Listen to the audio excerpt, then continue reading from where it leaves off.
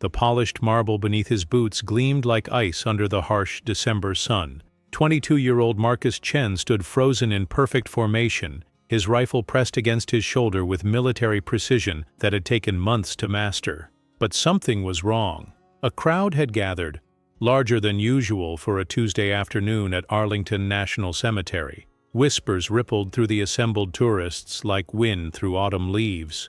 Phone cameras pointed not at the tomb of the unknown soldier behind him, but directly at Marcus himself. And at the center of it all stood Jake Morrison, a social media influencer with bleached hair and designer sneakers, his phone held high as he performed an exaggerated military march just 3 feet from the sacred tomb.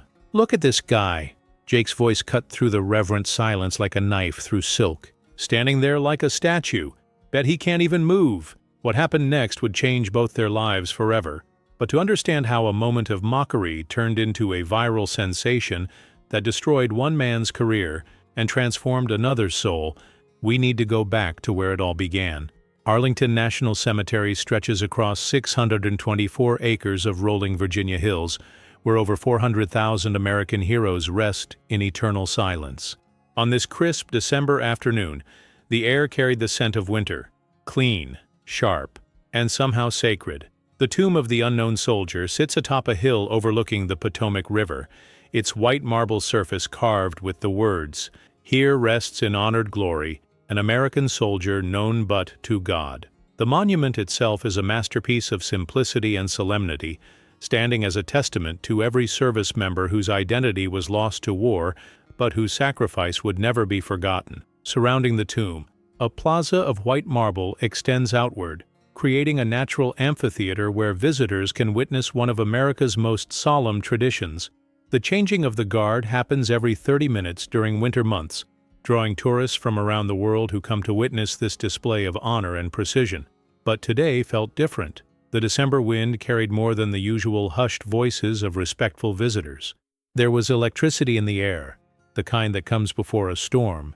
Tour groups clustered closer together than usual, their guides speaking in lower whispers. Children who normally fidgeted and asked endless questions stood unusually still, as if they could sense something momentous approaching.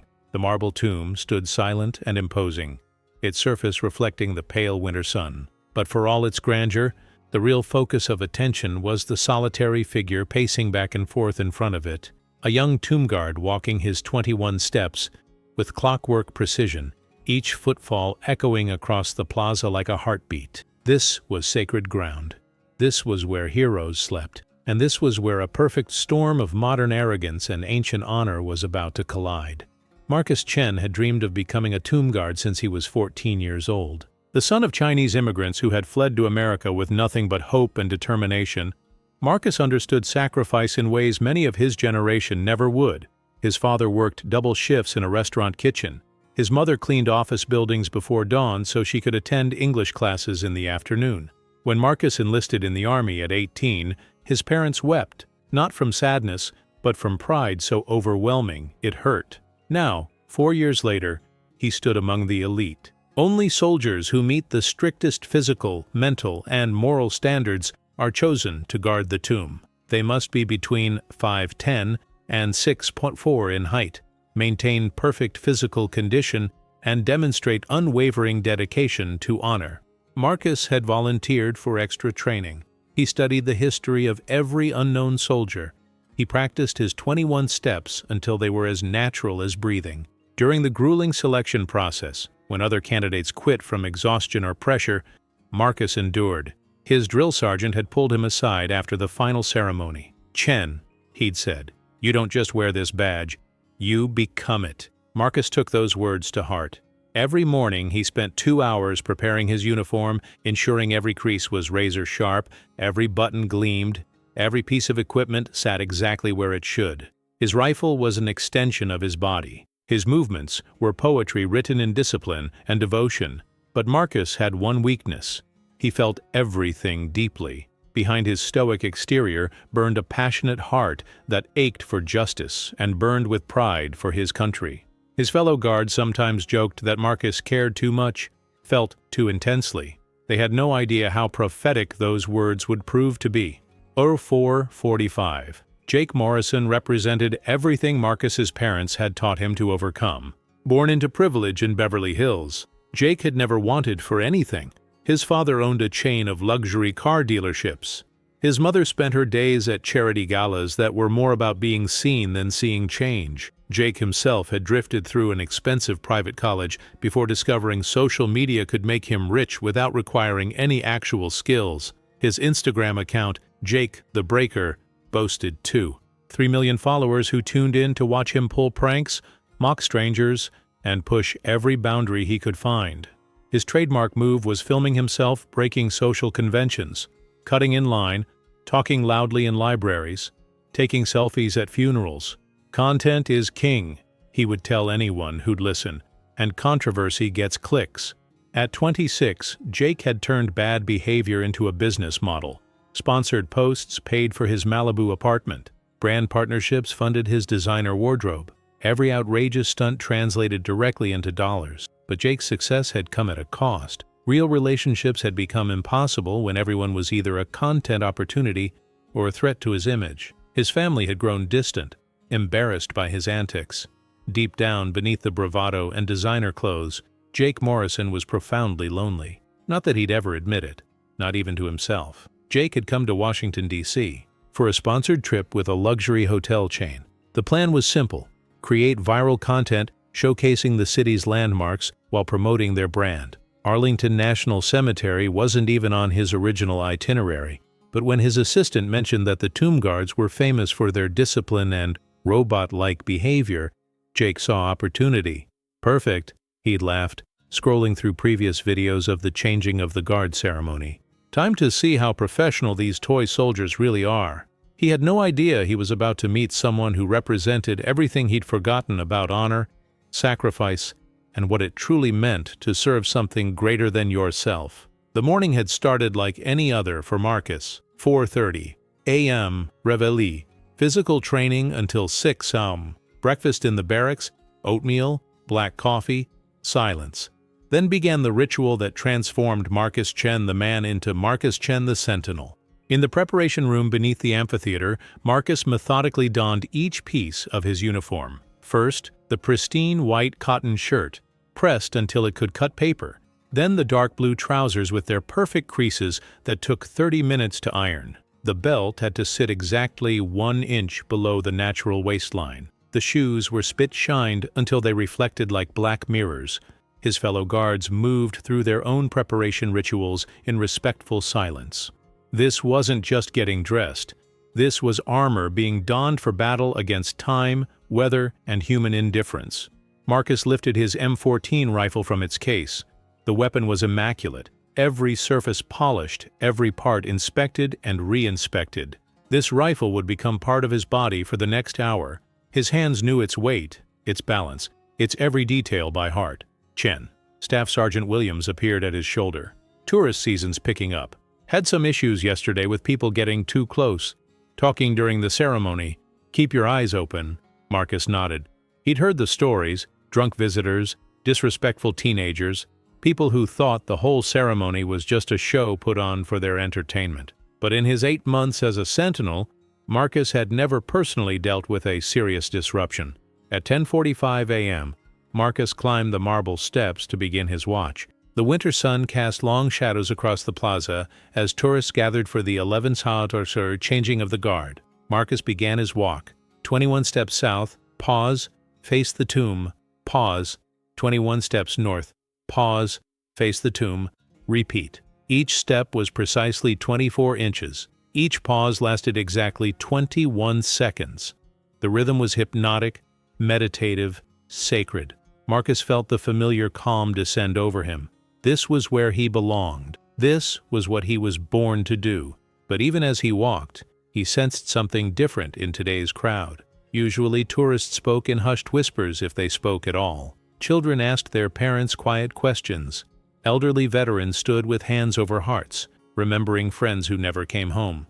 Today there was restlessness. Phones were out more than usual. A group of teenagers kept giggling and taking selfies. Near the back, a man with bleached hair was setting up what looked like professional filming equipment. Marcus pushed the observation aside. His job was to honor the unknown soldiers, not police every tourist's behavior. As long as no one crossed the boundaries or disrupted the ceremony itself, he would maintain his silent watch.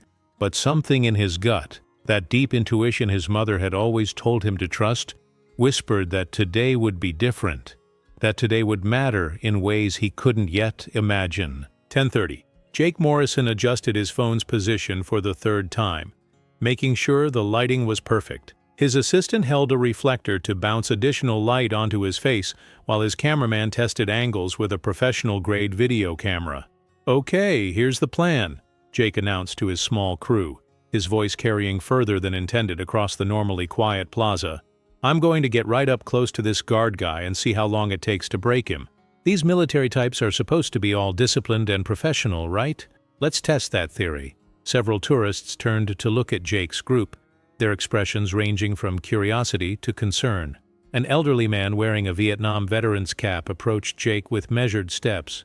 "Excuse me, son," the veteran said quietly. "This is a place of respect. The guards are honoring soldiers who died for our country. Maybe consider—" "Thanks for the input, Pops." Jake cut him off with a dismissive wave. "But I know what I'm doing. This is going to be epic content." The veteran's jaw tightened, but he stepped back. Jake's assistant giggled nervously while his cameraman shrugged and continued adjusting his equipment. Jake had done his research on the flight from Los Angeles. Tomb guards were famous for their discipline and their unusual punishment system for disruptive visitors.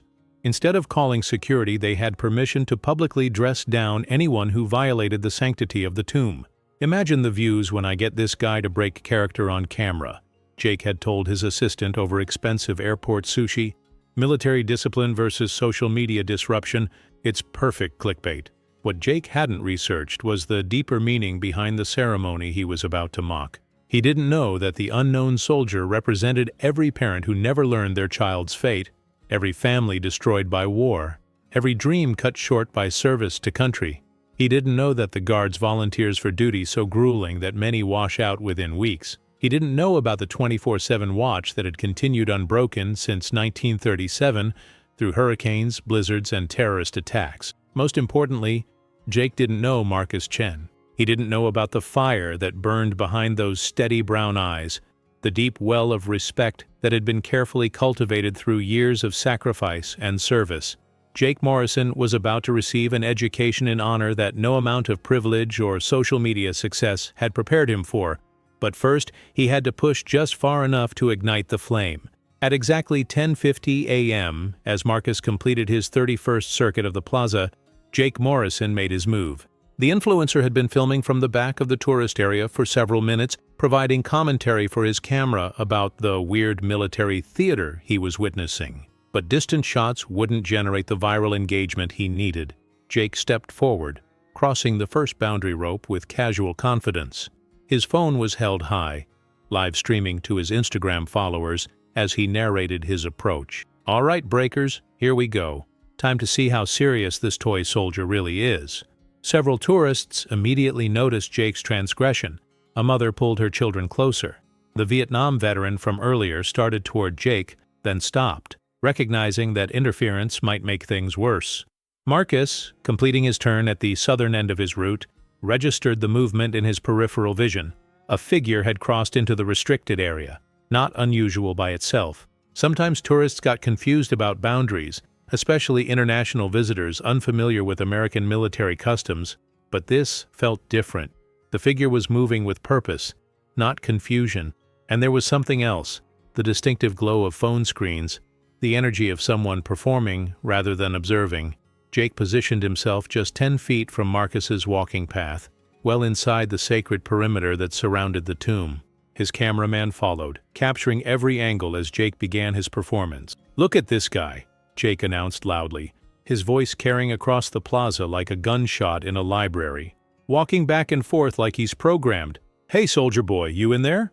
The plaza fell silent except for the wind and the measured sound of Marcus's boots on marble.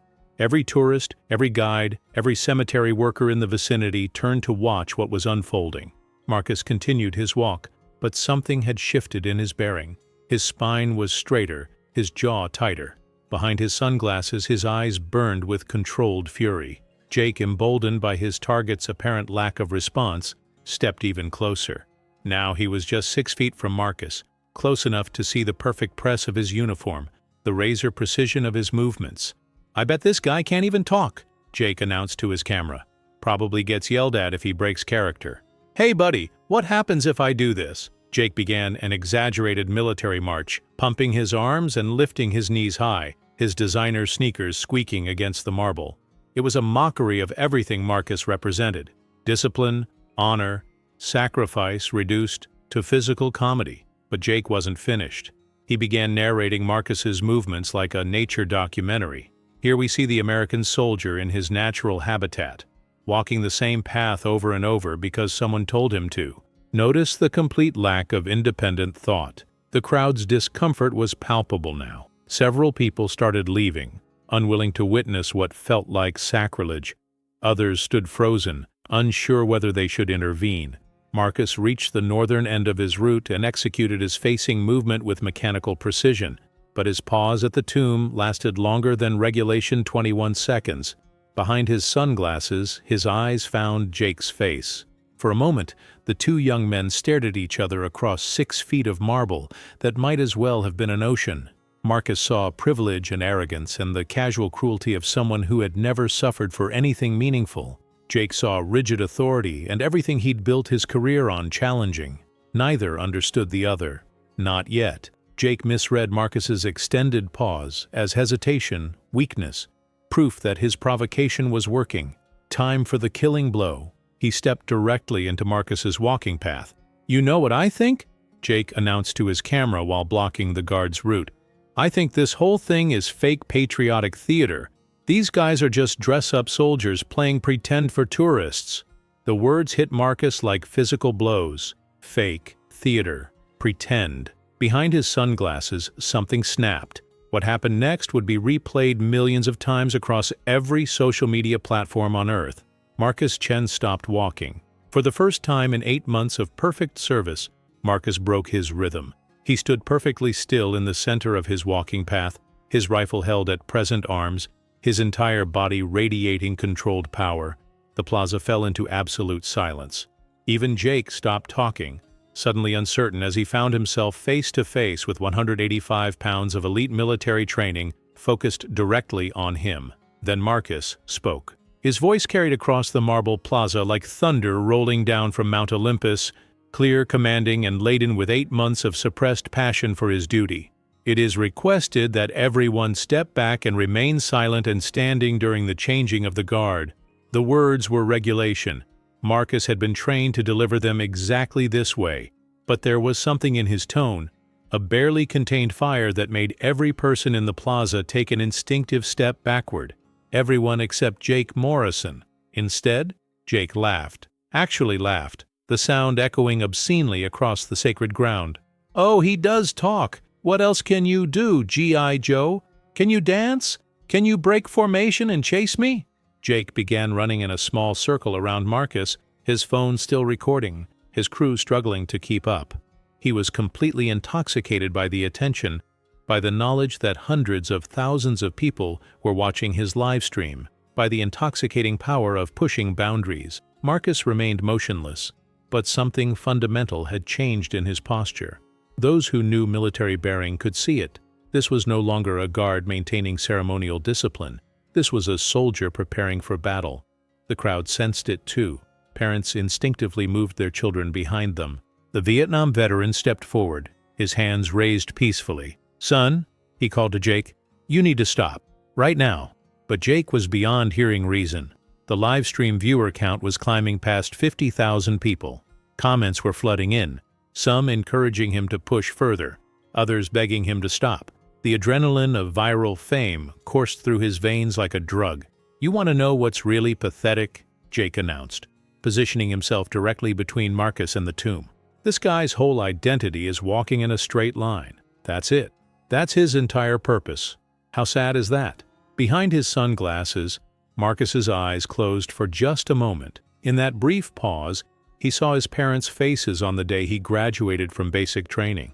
He saw the flag-draped coffins of soldiers who would never come home. He saw the empty eyes of families who still didn't know where their loved ones were buried. When Marcus opened his eyes, Jake Morrison was no longer looking at a ceremonial guard. He was looking at a United States soldier who had just remembered exactly why he served. Marcus took one step forward, then another. His movements were no longer the measured steps of ceremony. They were the purposeful advance of a man who had reached the absolute limit of his tolerance. Jake, finally sensing real danger, began backing away, but he kept his camera rolling, kept talking, even as fear began creeping into his voice. "Whoa, whoa! Did you see that? This guy's actually—" Marcus stopped just 3 feet from Jake, close enough that Jake could see his own reflection in the guard's sunglasses, close enough to smell the fear sweat beginning to break out across Jake's designer shirt. When Marcus spoke again, his voice was quieter, but somehow carried even more power than before. Every word was delivered with the precision of a sniper's bullet. "Sir, you are standing on hallowed ground. These are the remains of American soldiers who died so that people like you could have the freedom to make a mockery of their sacrifice. I am asking you, one time, to show some respect." The plaza had become a cathedral of silence.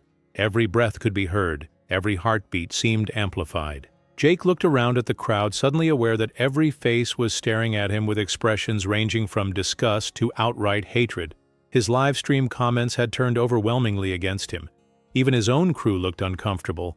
But Jake Morrison's entire identity was built on never backing down, never admitting he was wrong, never showing weakness. His brand was fearlessness in the face of authority. He couldn't stop now, not even when he should have. What Jake Morrison didn't know was that his livestream had been screen recorded by dozens of viewers and was already spreading across Twitter, TikTok, and YouTube faster than wildfire in drought season. What he also didn't know was that among the people watching his stream was Colonel James Mitchell, the commanding officer of the 3rd Infantry Regiment, the unit responsible for guarding the tomb. Colonel Mitchell was having lunch at the Pentagon when his aide burst into his office with a tablet showing Jake's livestream. "Sir, you need to see this. It's happening right now at Arlington." Within minutes, Colonel Mitchell was on the phone with cemetery officials, military police, and his own chain of command. What they were witnessing wasn't just disrespectful, it was potentially dangerous. A trained soldier was being pushed to his breaking point in full view of the international community. But back at the tomb, the confrontation was reaching its climax. Jake, desperate to regain control of a situation that was spiraling beyond his ability to manage, made the worst possible choice. He reached out and actually touched Marcus's rifle. "Come on, tough guy. What are you really going to do? You're not allowed to break character, right? You're trapped." The moment Jake's fingers made contact with Marcus's weapon, everything changed. Marcus exploded into motion with the fluid violence of water becoming lightning. In one seamless movement, he shifted his rifle out of Jake's reach, pivoted on his heel, and brought himself face to face with the influencer with such speed and precision that Jake stumbled backward in shock. "You do not touch my weapon!" Marcus's voice echoed across the plaza like a cannon shot. The words carried 8 months of perfect discipline finally finding their voice, 4 years of military training channeled into pure command presence. Jake actually fell down, his designer sneakers sliding on the polished marble as he scrambled away from Marcus. His phone went flying, clattering across the stone surface as his carefully crafted livestream devolved into shaky footage of the sky. But Marcus wasn't finished. Standing over the fallen influencer, he delivered the moment that would define both their futures. "This is the tomb of the unknown soldier. These men died so that people like you could have the freedom to disrespect their memory. But that freedom doesn't extend to desecrating sacred ground. You want to make a mockery of service? Do it somewhere else. This is a place of honor." Marcus stepped back, his breathing controlled, his posture perfect once again. But the damage was done, to Jake's reputation, to his own career, and to the careful balance between military discipline and human emotion that every tomb guard must maintain. Jake scrambled to retrieve his phone, his face burning with humiliation as tourists openly pointed and whispered. His crew was already packing up their equipment, clearly wanting to distance themselves from what had just occurred. Within minutes, cemetery security and military police arrived. Jake and his crew were escorted off the premises while Marcus was quietly relieved of duty pending an investigation into his breach of protocol. But the real consequences were just beginning. Jake's live stream had captured everything. Within an hour, clips of the confrontation were trending on every social media platform. The hashtag #JustRespectTheGuard was spreading globally. Major news networks were picking up the story. Marcus Chen, who had spent his entire military career avoiding attention, was about to become the most famous soldier in America. And Jake Morrison was about to learn that in the age of social media, some mistakes can't be deleted, some damage can't be undone, and some lessons come with a price that lasts forever. 6 months later, Marcus Chen stood in the same spot where his life had changed forever. But everything was different now. The confrontation had cost him his position as a tomb guard.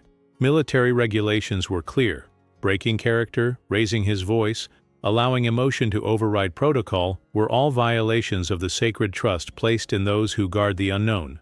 Marcus had been reassigned to a desk job at Fort Myer while the Army decided his fate. For weeks he'd been certain his military career was over. The viral video showed him doing exactly what guards were trained never to do: respond to provocation. But something unexpected happened. The American public refused to let Marcus become the villain in this story.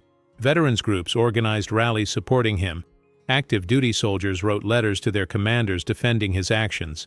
Gold Star families, those who had lost children in military service, publicly stated that Marcus had done exactly what they hoped someone would do when their children's sacrifice was mocked. The hashtag #JustRespectTheGuard evolved into something larger, a national conversation about honor, sacrifice, and what it truly means to serve. Marcus became a symbol not of military overreach, but of the passion and humanity that exists beneath every uniform. Eventually, the Army made an unprecedented decision. Marcus was allowed to return to the tomb, not as punishment, but as recognition that sometimes the most important duty is to remind people why service matters. Jake Morrison's fate was less forgiving. The backlash was immediate and brutal. Sponsors dropped him within hours.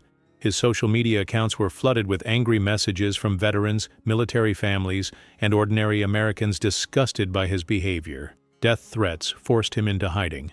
More devastating than the public shame was the personal reckoning that followed. Watching himself on video, seeing his own arrogance, his casual cruelty, the way he'd reduced sacred ground to content for clicks, Jake confronted the man he'd become. The privileged kid from Beverly Hills realized he'd spent years turning into someone he didn't recognize and couldn't respect. Jake did something he'd never done in his entire social media career. He posted a genuine apology. No lawyers, no publicists, no carefully crafted message designed to minimize damage. Just Jake Morrison, alone in his apartment, facing a camera and acknowledging that he'd been wrong. "I went to Arlington thinking I was exposing fake patriotism," Jake said in the video that would be his last as an influencer. "Instead, I learned the difference between real honor and performing for an audience. Marcus Chen was protecting something sacred and I turned it into a joke. I can't undo what I did, but I can try to become someone who would never do it again." The video received millions of views, but Jake disappeared from social media entirely. Reports surfaced months later that he had enrolled in community college, was working at a local veterans center, and had quietly begun the long process of making amends to the military community he'd wronged. 2830. Today, Marcus walks his 21 steps with the same precision he's always maintained. But something has changed in the rhythm, in the purpose behind each footfall. He walks now not just for the unknown soldiers beneath the marble, but for everyone who has ever served something greater than themselves. He walks for the parents who send their children to war knowing they might not come home.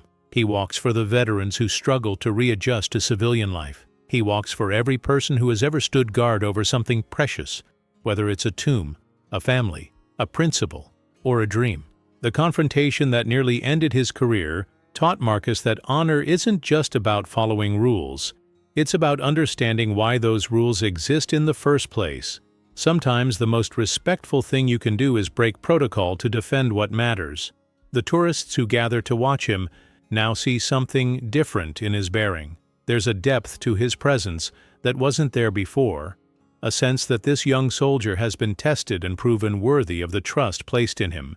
And sometimes late in his shift when the crowds have thinned and the winter wind carries whispers of snow across the marble plaza, Marcus thinks about Jake Morrison. He wonders if the privileged kid from California learned what Marcus had to learn, that real strength comes not from pushing boundaries, but from understanding which boundaries are worth defending with your life. He wonders if Jake ever found something worth serving that was bigger than himself. Marcus hopes he did, because in the end, that's what the tomb is really about, not the unknown soldiers who rest beneath the marble, but the living people who choose to honor their sacrifice. It's about the recognition that some things are more important than personal fame, more valuable than viral content, more sacred than individual desire. It's about the moment when someone decides to stand guard over something precious, even when the world is watching, even when it costs everything, even when no one will ever know their name. The unknown soldiers sleep peacefully beneath their marble monument, protected by young men and women who understand that the highest honor isn't being famous, it's being worthy of standing watch over heroes whose names are known, but to God. Marcus Chen walks his 21 steps. The tomb endures. The guard continues. And somewhere in America, two young men, one who learned to respect honor and one who learned to honor respect, carry forward the lessons taught on sacred ground where privilege met purpose, and purpose prevailed. Remember, real honor isn't performed for cameras. It's lived in quiet moments when no one is watching.